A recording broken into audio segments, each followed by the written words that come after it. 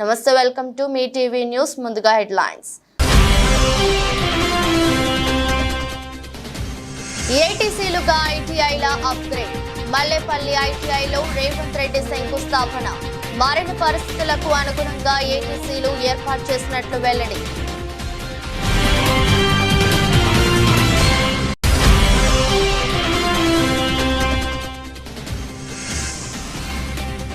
ఉప ముఖ్యమంత్రిగా పవన్ బాధ్యతల స్వీకరణ. డిప్యూటీ సీఎం హోదాలో పలు శాఖల మంత్రిగాను బాధ్యతలు.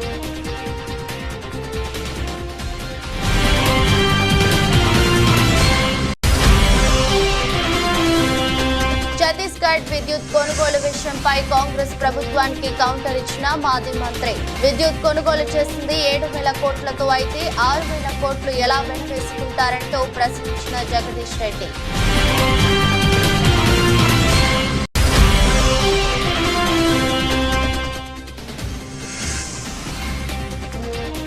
పాలకొల్లులో మంత్రి రామానాయుడిని కలిసిన ఎన్నికలకు ముందు రాజీనామాలు చేసిన వాలంటీర్లు తమకు అవకాశం కల్పించాలని విజ్ఞప్తి.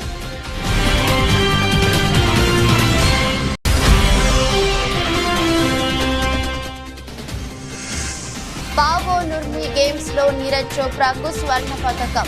జావెలిన్ ను ఏకంగా 85.97 మీటర్లు విసిరి సత్తా చాటిన నీరజ్ చోప్రా.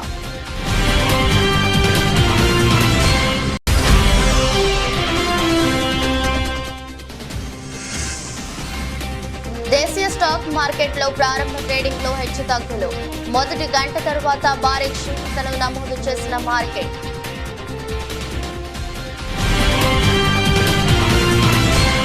సమాజం చాలా వేగంగా అధునాతన టెక్నాలజీ వైపు దూసుకెళ్తుందని తెలంగాణ ముఖ్యమంత్రి రేవంత్ రెడ్డి అన్నారు. మల్లేపల్లి ఐటీఐలో అడ్వాన్స్ ట్రైనింగ్ సెంటర్ల ఏటీసీకు ముఖ్యమంత్రి శంకుస్థాపన చేశారు. ఈ సందర్భంగా మాట్లాడుతూ యువతకు ఉపాధి అవకాశాలు కల్పించడమే తమ లక్ష్యమన్నారు. ప్రపంచ అవసరాలకు సరితూలిగేలా శిక్షణా కేంద్రాలు ఏర్పాటు చేసినట్లు చెప్పారు. మారిన పరిస్థితులకు అనుగుణంగా యువతను తీర్చిదిద్దేందుకు ఏటీసీలు ఏర్పాటు చేశామన్నారు. ప్రైవేటు రంగంలోని ఇతర ఉద్యోగాలు పుచ్చుకోలేని పరిస్థితి నెలకొందన్నారు. సాంకేతిక నైపుణ్యం ఉంటే ప్రభుత్వం ఉద్యోగాల వైపు మాత్రమే చూడరని పేర్కొన్నారు. నైపుణ్యం లేకుండా కేవలం సర్టిఫికెట్ ఉంటే ప్రయోజనం లేదన్నారు. हमारे एमएलए साहब एमएलसी साहब से मैं एक ही बात कहना चाहता हूं, बहुत सारे लोग अपने भाई बहनों मिडिल ईस्ट कंट्रीज को जा रहे नौकरी के लिए, ढूंढते उधर जा रहे, यहाँ पर कुछ सीख रहे नहीं. कोई किसी ने कहा तो अरे अच्छा नौकरी मिलेगा, चलो मैं दिलाता हूँ, ले जा रहे वहाँ छोड़ दे रहे, वहाँ पर कुछ नौकरी मिल रहा है नहीं, वहाँ पर उनको फिर वापस आके घर में शक्ल दिखाने के लिए भी मुश्किल हो जाके वहीं पर गुजार रहे, नहीं तो वहीं पर खुदकुशी कर ले रहे. इसीलिए आज मल्लेपल्ली में जो शुरुआत किए, यहाँ से अपने भाई बहनों जो भी मिडिल ईस्ट कंट्री में नौकरियों के लिए ढूंढ रहे, तड़प रहे, उन लोगों को यहाँ पर तजुर्बा देंगे, यहाँ पर जो जो सिखाना है सिखाएंगे. इस देश से मिडिल ईस्ट कंट्री को कोई भी जाएगा, सरकार जिम्मेदारी उठाएंगे, उनके नौकरी के लिए भरोसा देंगे. उनको वहाँ पर कुछ भी तकलीफ आए तो तेलंगाना सरकार उनके तरफ से वकालत लेके उनके तरफ से हम लड़ेंगे. क्योंकि आज के तारीख में खासकर मुस्लिम माइनॉरिटी भाई बहनों बहुत सारे मिडिल ईस्ट कंट्री जा रहे, मगर वहाँ पर जाने के बाद उन लोगों को कुछ समझ में भी नहीं आ रहे हम कहाँ है, क्या काम कर रहा है.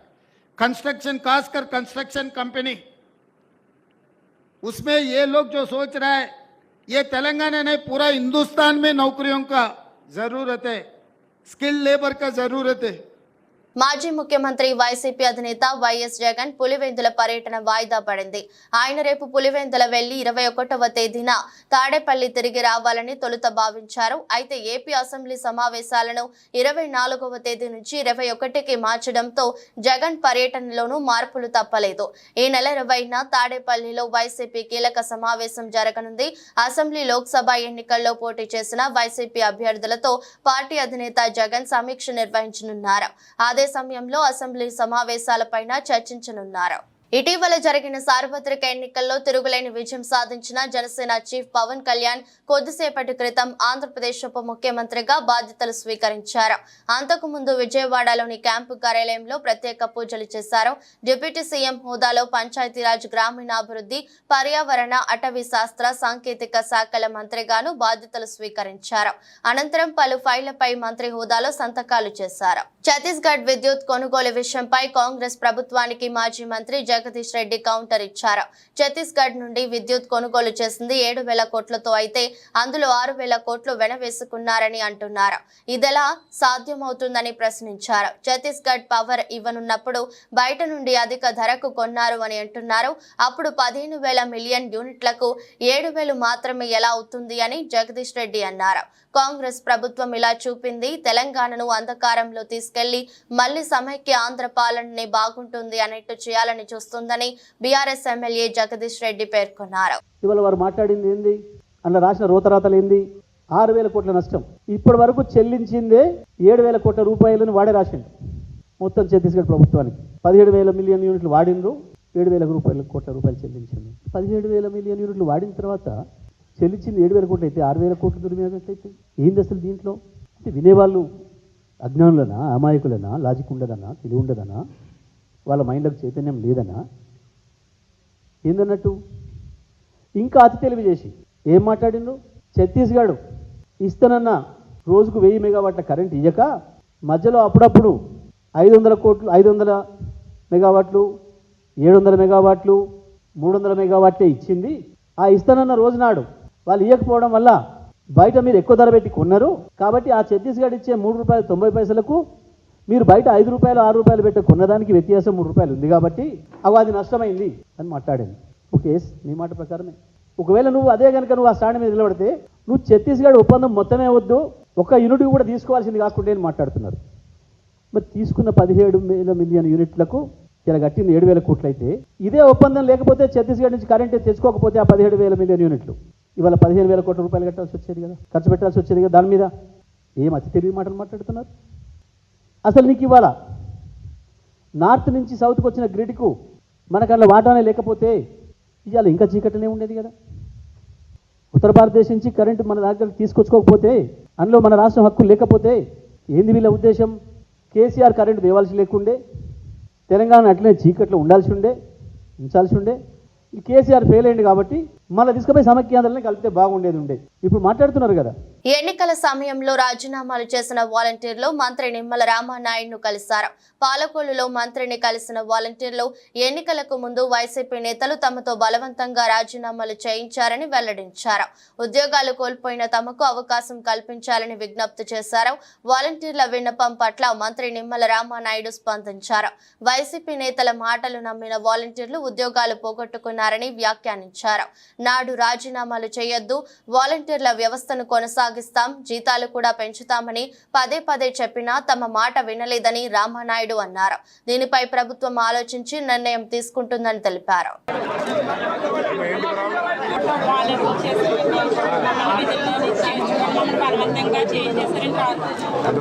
మరి మేము ఆ రోజు చెప్పాం కదా, ఇప్పుడు ఎవరు కూడా రాజీనామాలు చేయకండి, వీధి మీద పడకండి. జగన్మోహన్ రెడ్డి గారు 5 సంవత్సరాలు మీకు 5,000 రూపాయలు ఇచ్చి ఉపయోగించుకుని మీ జీవితాలు స్థిరపెట్టవలసిన వ్యక్తి రాజీనామాలు చేసి రోడ్డును పడేయమంటున్నారు.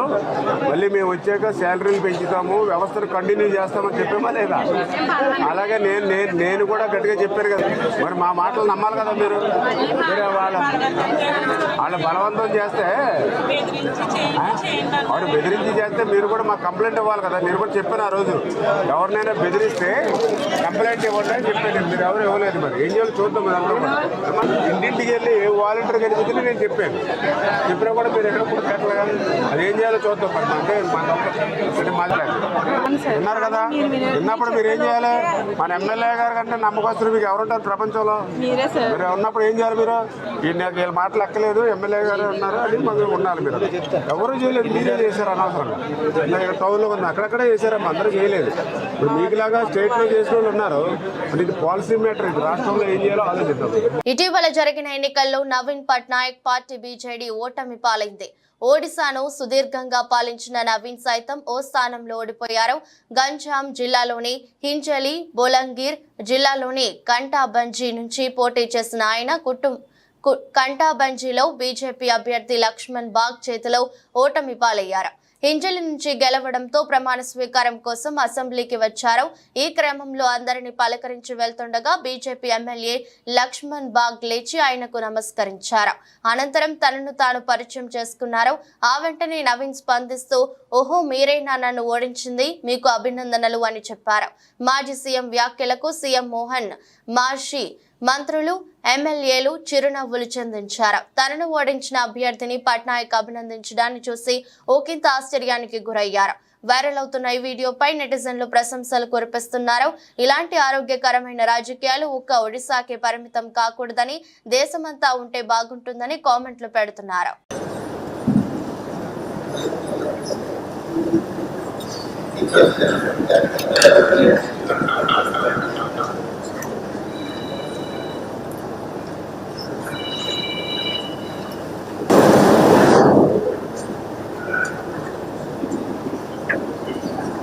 అంగన్వాడీలో ఏ ఒక్కరికి కూడా ఇవాల్టి వరకు జీతాలు అందలేదు. బీఆర్ఎస్ నాయకుడు దేవి ప్రసాద్ అన్నారు.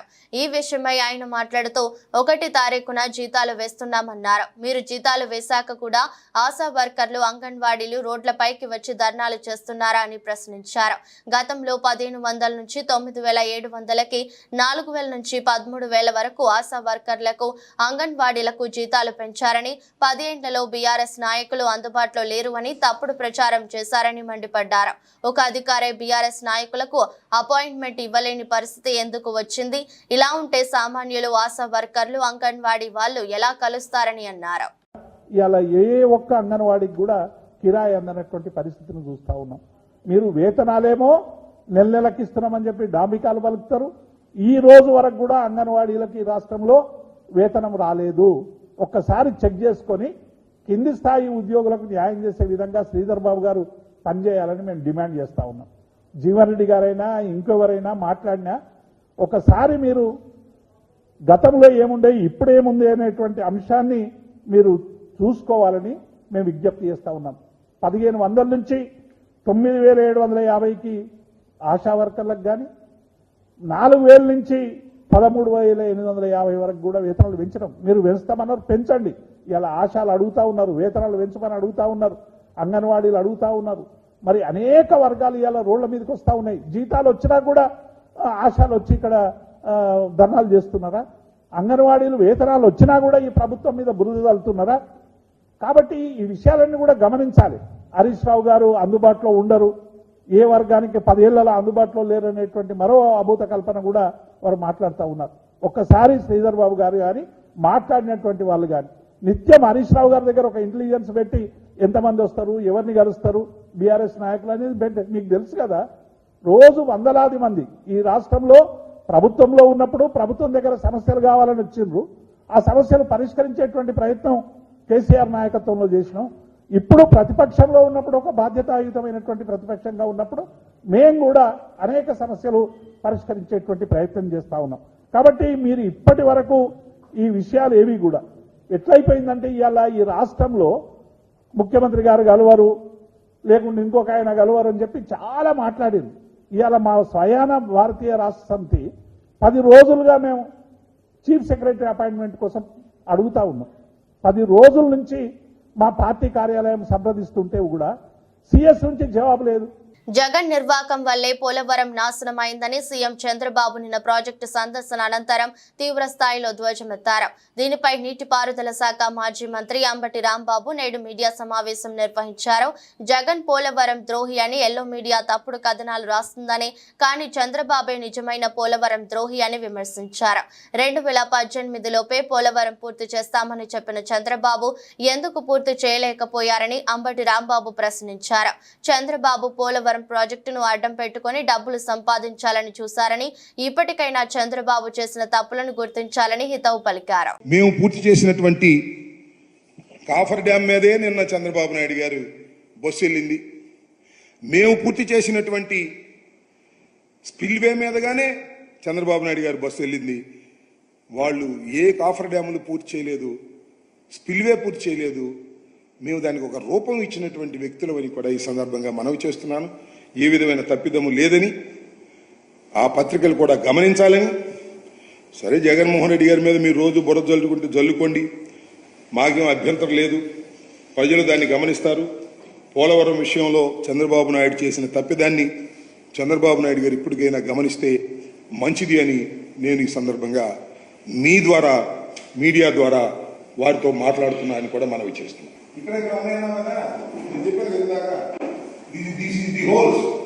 వీటిని పూర్చాలంటే ఏజెన్సీ లేక పూర్చాలనుకున్న తప్పు. That is wrong. నది డైవర్షన్ కంప్లీట్ కాలేదు. ఇది క్లోజ్ చేస్తే మొత్తం 54 గ్రామాలు మునిగిపోతాయి. చరిత్రది రికార్డులో ఉంటది, చూడండి. అంటే ఏజెన్సీని మార్చడం వల్ల, ఈ పూర్తి చేయకపోవడం వల్ల ఇది కొట్టుకున్నాడు. ఇది పూర్తి చేస్తే ఇది ఎవరు పోతే ఊళ్ళు పోతాయి. 54 గ్రామాలు మునిగిపోతాయి. 54 గ్రామాలు అల్లాడారు. వచ్చే రిప్రజెంటేషన్ ఇచ్చారు. I know as ex minister of irrigation కాదని చెప్పానండి. అసలు నది డైవర్షన్ కంప్లీట్ కాకుండా హౌ యూ క్లోజ్ ది నది ప్రవాహాన్ని ఎలా క్లోజ్ చేస్తాం? ఇక్కడ క్లోజ్ చేస్తే నది ప్రవాహం రావాలి కదా, ఇటు వచ్చే అవకాశం లేదు కదా. నది డైవర్ట్ అయిన వాటర్ వెళ్ళిపోయి ఇటు వెళ్ళిపోద్ది. ఇటు నుంచి నీరు రాదు, ఇటు నుంచి. ఈ సీపైలో ఉన్నాయి ఇప్పుడు విపరీతమైన సీపేజ్ వస్తుంది. దానికి ఏదో నుంచి, ఎందుకంటే దాని గ్యారంటీ అనేది 3 సంవత్సరాలే. ఇప్పుడు 6 సంవత్సరాలు అయింది వేసి. సో ప్రమాదం ముంచుకొస్తుంది. దీన్ని కేవలం చంద్రబాబు నాయుడు గారి తప్పిదం వల్ల తప్ప మరొకటి కాదు. జగన్మోహన్ రెడ్డి గారి ప్రభుత్వం కానీ మేము కానీ ఏ విధమైన తప్పిదము చేయలేదనేది చాలా స్పష్టంగా చెప్పదలుచుకున్నాను. పవన్ కళ్యాణ్ చెప్పినట్టు వాలంటీర్ల ద్వారా కనపడకుండా పోయిన 32,000 మంది ఆడపిల్లలను ఇప్పుడు పవన్ కళ్యాణ్ వెంటనే అధికారాన్ని ఉపయోగించి పట్టుకుని వాళ్ల కుటుంబానికి అప్పచెప్పి తన మాటల్లోని చిత్తశుద్ధిని నిరూపించుకోవాలని జడా శ్రవణ్ కోరారు. ఈ విషయమై ఆయన మీడియా సమావేశం నిర్వహించారు. గత ప్రభుత్వంలో 5 సంవత్సరాల్లో వాలంటీర్ల ద్వారా 32,000 ఆడపిల్లలు అదృశ్యం కాబడ్డారు. 32,000 మంది. ఈ 32,000 మందికి అదృశ్యం అవడానికి కారణం వాలంటీర్. ఇది as per honourable deputy chief minister statement. So I'm requesting honourable deputy chief minister Shri Pawan Kalyan గారు, 32,000 మంది ఎవరైతే గత ప్రభుత్వంలో వాలంటీర్ల ద్వారా మాయం కాబడ్డారో ఈ 32,000 మందిని తొందరగా వెతికి పట్టుకొని వాళ్ళ కుటుంబాలకు అప్పచెప్తారు అని అయితే నేను భావిస్తున్నా. ఎందుకంటే హోమ్ మినిస్టర్ కూడా, సెంట్రల్ హోమ్ మినిస్టర్ కూడా కాన్ఫిడెన్షియల్గా మీతో చెప్పినటువంటి అంశాలు ఇప్పుడు గౌరవ హోమ్ మినిస్టర్ కూడా మీ ప్రభుత్వంలోనే ఉన్నారు కాబట్టి, కేంద్రంలో మీ ప్రభుత్వమే అధికారంలో ఉంది కాబట్టి ఈ 32,000 మందిని వీలైనంత తొందరగా అప్పచెప్పి వాళ్ళ కుటుంబాలకు ఇవ్వగలిగితే హానరబుల్ డిప్యూటీ చీఫ్ మినిస్టర్గా మీ యొక్క గౌరవం అత్యున్నతంగా పెరుగుతుంది. సో ఏ రోజుకు ఆ రోజు ఒక స్పెషల్ టాస్క్ ఫోర్స్ పెట్టి ఈ 32,000 మంది మిస్సింగ్ కేసెస్లో, అంటే ఎవరైతే వాలంటీర్ల ద్వారా వీళ్ళందరూ అక్రమంగా రవాణా చేయబడ్డారో ఈ అక్రమంగా రవాణా చేయబడిన ప్రతి ఆడపిల్ల, ప్రతి వాలంటీర్, దీనికి కారణమైన ప్రతి వాలంటీర్ మీద కేసు పెట్టాలి. అట్ ది సేమ్ టైం ప్రతి బిడ్డని కూడా ఆ కుటుంబానికి అప్పచెప్పాలి. మెదక్ జిల్లా రామాయంపేట బీజేపీ నాయకులు దామోదర్ రావు, నవతు రాజులు రామాయంపేటలో ఏర్పాటు చేసిన విలేకరుల సమావేశంలో మాట్లాడుతూ మెదక్ జిల్లా కేంద్రంలో జరిగిన గోవధ, గో సంరక్షణ కోసం సంఘ్ పరివార్ బంధువులు ప్రజలు సంరక్షించడానికి జరిగిన ఘర్షణలో హిందూ బంధువులకు మైనార్టీ వర్గాల రాళ్లు దెబ్బలు కత్తిపోట్లు జరగగా గోవులను సంరక్షించిన బాధితులపై లాఠీ చార్జ్ చేయడం ఎంతవరకు సమంజసమని ప్రశ్నించారు. హిందువుల పవిత్ర దైవంగా భావించే గోమాతను చట్టవిరుద్ధంగా సుప్రీంకోర్టు ఇచ్చిన ఉత్తర్వులను కూడా ఖాతరు చేయని వారిపై చర్యలు తీసుకోకుండా గోవులను కాపాడిన వారిపై కేసులు పెట్టడం కాంగ్రెస్ ప్రభుత్వం, పోలీసులది సరికాదన్నారు. అసలు సమస్య మాట్లాడవలసిన రామాయంపేట కాంగ్రెస్ నాయకులు హిందువులపై ఏమాత్రం జాలి చూపించకుండా మైనార్టీ వర్గాలకే వత్తాసు పలుకుతూ ప్రెస్ మీట్ ఇచ్చారన్నారు. ఐకమత్యం లేని కాంగ్రెస్ పార్టీ 3 చోట్ల వేరువేరు వర్గాలతో మెదక్ ప్రజలు ఐకమత్యంగా ఉండాలనుకోవడం హాస్యాస్పదమన్నారు. ఆయన మాట్లాడింది సరియైన విధానమే అయినా ముస్లిం మైనార్టీల ఓటు దండుకోవడానికి హిందువుల మనోభావాలను దెబ్బతీస్తున్నాయన్నారు. ఈ రోజు హిందువుల ఆరాధ్య దైవం అన్నటువంటి గోమాత హిందువులకు తల్లి లాంటిది ఆవు. అటువంటి ఆవులను సుమారు 70 ఆవులను ఈ యొక్క ముస్లిం సోదరులు రంజాన్ పండుగ కోసము బక్రీద్ పండుగ కోసము వాటిని తీసుకొని వస్తుంటే ప్రొటెక్ట్ చేయడం విషయంలో వెళ్తే హిందూ సోదరుల పైన రాళ్ల దాడి, అదేవిధంగా కత్తులతో, అదేవిధంగా కేసులు, లాఠీ చార్జ్ అవన్నీ కూడా జరిగిన విషయాన్ని నిన్న ప్రెస్ మీట్లో ఎక్కడ కూడా కాంగ్రెస్ నాయకులు ఎక్కడ కూడా ప్రస్తావించలేదు. కేవలం మైనార్టీ సోదరుల మెప్పు కోసం మాత్రమే నిన్న ప్రెస్ మీట్ ఏర్పాటు చేసిర్రు. దాన్ని మేము హిందూ సోదరుల మనోభావాలను ఎక్కడ కూడా దృష్టిలోకి తీసుకోకుండా మైనార్టీలను అదేవిధంగా మైనార్టీ సోదరుల మెప్పు కోసం తీసుకుని అదేవిధంగా మన పంజా విజయ్ అన్నను టార్గెట్ చేసిన విషయాన్ని మేము భారతీయ జనతా పార్టీ తరఫున పూర్తిగా ఖండిస్తూ ఉన్నాం. ఎందుకంటే ఈరోజు ప్రపంచ దేశాలు, మన దేశం కాకుండా ప్రపంచ దేశాలన్నీ కూడా మన సంస్కృతిని, మన హిందూ సంస్కృతిని, మన తల్లి గోమాతను ఆరాధ్య దైవంగా పూజిస్తున్నాం. ఈరోజు వాళ్ళు ప్రధానంగా ఈ యొక్క కుట్రలను ప్రధాన కారణం భారతీయ జనతా పార్టీ అని సంబోధించారు. భారతీయ జనతా పార్టీ ఎక్కడ కూడా అందరూ బాగుండాలనే కోణంలోనే ఆలోచన చేస్తుంటుంది. ముందు సమస్య ఎక్కడొచ్చింది అనేది కాంగ్రెస్ పార్టీ నాయకులు దృష్టిలో ఉంచుకోవాలి. అదేవిధంగా మత ఘర్షణలు, అదేవిధంగా వీళ్ళు ఏదైతే మాట్లాడిరో భారతీయ జనతా పార్టీని దూషించిరో దాన్ని పూర్తిగా మేము ఖండిస్తూ ఉన్నాము. కాంగ్రెస్ పార్టీ నాయకులు ముఖ్యంగా గుర్తుంచుకోవాలి. ఈరోజు పంజా విజయ్ కుమార్ గారిని దూషించడం, అభ్యంతరకర వ్యాఖ్యలు చేయడాన్ని భారతీయ జనతా పార్టీ నాయకులను ఎక్కడ కూడా తిరగనీయము అని చెప్పేసి కాంగ్రెస్ పార్టీ నాయకులు మాట్లాడడం జరిగింది. మేము ఎవరికి కూడా వ్యతిరేకం కాదు.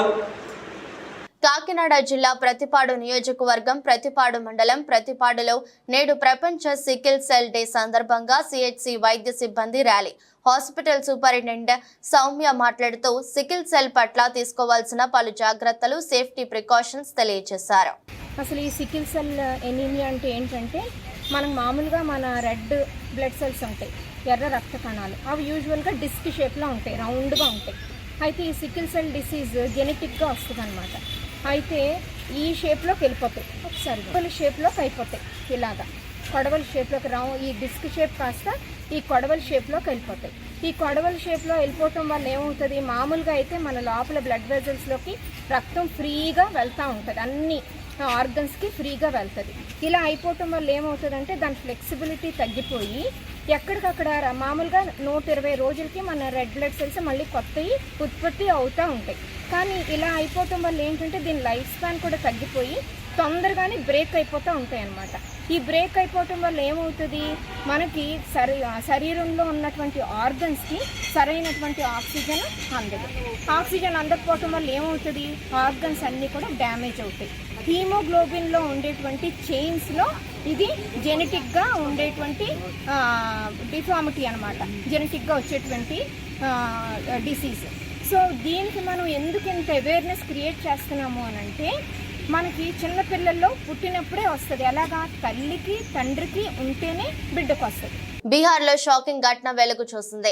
ఆరారియా జిల్లాలో బక్రా నదిపై 12 కోట్ల వ్యయంతో నిర్మించిన ఓ కాంక్రీట్ బ్రిడ్జి ప్రారంభించక ముందే కూలిపోయింది. నది ప్రవాహం పెరగడంతో కొంత భాగం కుప్పకూలింది.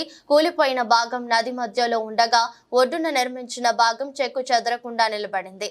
నదిపై బ్రిడ్జి ఒక వైపునకు వంగిపోయిందనే సమాచారం అందుకున్న స్థానికులు పెద్ద సంఖ్యలో అక్కడికి వెళ్లారు. అందరూ చూస్తుండగానే క్షణాల్లోనే బ్రిడ్జి విరిగిపోయి నీటిలో పడింది. ఇందుకు సంబంధించిన దృశ్యాలను స్థానికులు తమ సెల్ ఫోన్లలో బంధించారు. ఈ ఘటనలో ఎవరికి గాయాలు కాలేదు. కాగా కుర్సకాంత శక్తి ప్రాంతాల మధ్య ప్రయాణ సౌలభ్యం కోసం ఈ బ్రిడ్జి నిర్మించారు.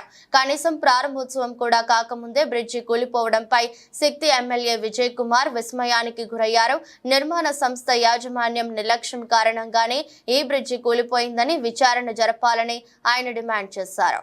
జూనియర్ ఎన్టీఆర్ నటిస్తున్న భారీ యాక్షన్ ఎంటర్టైనర్ దేవరా మీదే ప్రస్తుతం అందరి దృష్టి ఉంది. RRR తర్వాత వస్తున్న తారక్ సినిమా కావడంతో ప్రేక్షకులు అభిమానులు ఈ సినిమా కోసం ఆసక్తిగా ఎదురు చూస్తున్నారు.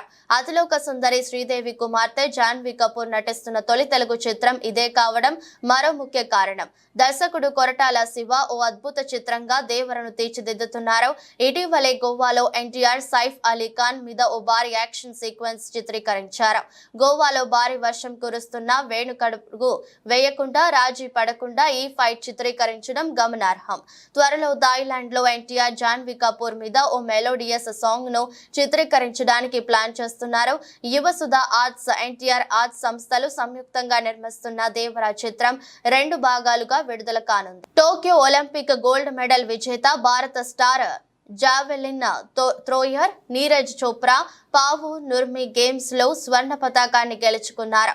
ఫిన్లాండ్ లో జరిగిన టోర్నీలో జావెలిన్ ను ఏకంగా 85.97 మీటర్లు విసిరి సత్తా చాటారు.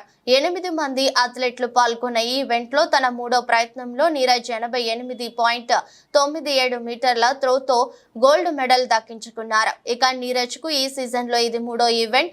గాయం బారిన పడకుండానే ముందు జాగ్రత్త కారణంగా గత నెలలో చెకియాలో జరిగిన Ostrava golden spike athletics meet కు అతడు దూరం అయ్యాడు. కాగా ప్యారిస్ ఒలింపిక్స్ ముందు నీరజ్ ప్రదర్శన మరోసారి పతకంపై భారత్ ఆశలను పెంచేసింది. కాగా నీరజ్ 83.62 మీటర్ల త్రోతో ఈవెంట్ ను ప్రారంభించాడు. మొదటి రౌండ్ ముగిసేసరికి అతని ముందంజలో ఉన్నాడు. కానీ 2వ రౌండ్ లో ఫిన్లాండ్ కు చెందిన ఆలివర్ హెలాండర్ తన ఈటను 83.96 మీటర్లకు విసిరి మనోడిని 2వ స్థానానికి నెట్టాడు. అయితే 3వ ప్రయత్నంలో భారత్ మళ్లీ ఆధిక్యంలోకి వచ్చింది. చోప్రా తన జావెలిన్ ను ఏకంగా 85.97 మీటర్లకు విసిరాడు. దేశీయ స్టాక్ మార్కెట్లో నేడు ట్రేడింగ్ లో హెచ్చుతగ్గులు కనిపించాయి. మార్కెట్లోని ప్రధాన సూచీలు పెరుగుదలతో ప్రారంభమైనప్పటికీ మొదటి గంట తర్వాత మార్కెట్ భారీ క్షీణతను నమోదు చేసింది. ఈ నేపథ్యంలోనే నిఫ్టీ తొలిసారిగా 23,600కు మించి ప్రారంభమైంది. ఇది ఆల్ టైమ్ స్థాయి 23,630కి చేరుకుంది. సెన్సెక్స్ కూడా కొత్త రికార్డు గరిష్ట స్థాయి వద్ద ప్రారంభమైంది. మొదటిసారిగా 77,500 దాటింది. ప్రపంచ మార్కెట్ నుంచి బలమైన సంకేతాల మధ్య భారతీయ స్టాక్ మార్కెట్ గ్రీన్ లో ప్రారంభమైంది. ఈ క్రమంలోనే ఉదయం 11:15 ప్రాంతంలో BSE సెన్సెక్స్ 42 పాయింట్లు క్షీణించి 77,258 వద్దకు చేరుకుంది. అదే సమయంలో నిఫ్టీ 50లో కూడా క్షీణత కనిపించింది. అది 55 పాయింట్లు పడిపోయింది. మరోవైపు నిఫ్టీ మిడ్ క్యాప్ సూచి ఏకంగా 500 పాయింట్లు తగ్గి 54,598 స్థాయిలో ట్రేడ్ అవుతుంది. కానీ నిఫ్టీ బ్యాంక్ మాత్రం 607 పాయింట్ల లాభంతో 51,048 వద్ద కదులుతోంది. కేంద్ర బడ్జెట్ 2024కు ముందే స్టాక్ మార్కెట్ సూచీలు సరికొత్త గరిష్టాలను తాకుతుంటే బడ్జెట్ వేళ ఈ సూచీలు మరింత పెరుగుతాయని నిపుణులు అంటున్నారు. వార్తలు ముగించే ముందు మరోసారి హెడ్లైన్స్. ఏటీసీలుగా ఐటీఐల అప్గ్రేడ్. మల్లేపల్లి ఐటీఐలో రేవంత్ రెడ్డి శంకుస్థాపన. మారిన పరిస్థితులకు అనుగుణంగా ఏటీసీలు ఏర్పాటు చేసినట్లు వెల్లడి.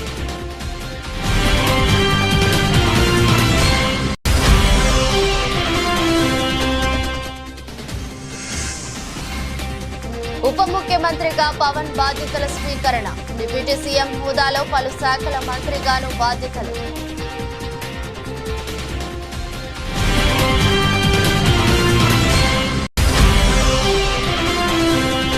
ఛత్తీస్గఢ్ విద్యుత్ కొనుగోలు విషయంపై కాంగ్రెస్ ప్రభుత్వానికి కౌంటర్ ఇచ్చిన మాజీ మంత్రి.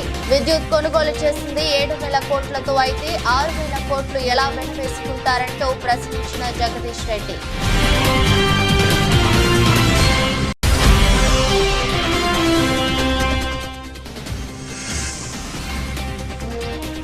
పాలకొల్లులో మంత్రి రామానాయుడిని కలిసిన ఎన్నికలకు ముందు రాజీనామాలు చేసిన వాలంటీర్లు తమకు అవకాశం కల్పించాలని విజ్ఞప్తి.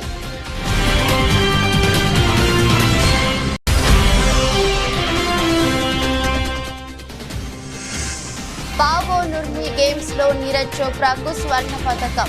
జావెలిన్ ను ఏకంగా 85.97 మీటర్లు విసిరి సత్తా చాటిన నీరజ్ చోప్రా.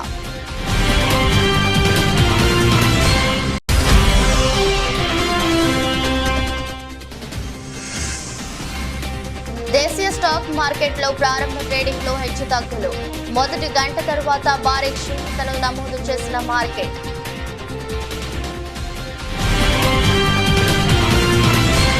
ఇది బులెటిన్. మరో బులెటిన్లో మళ్ళీ కలుద్దాం.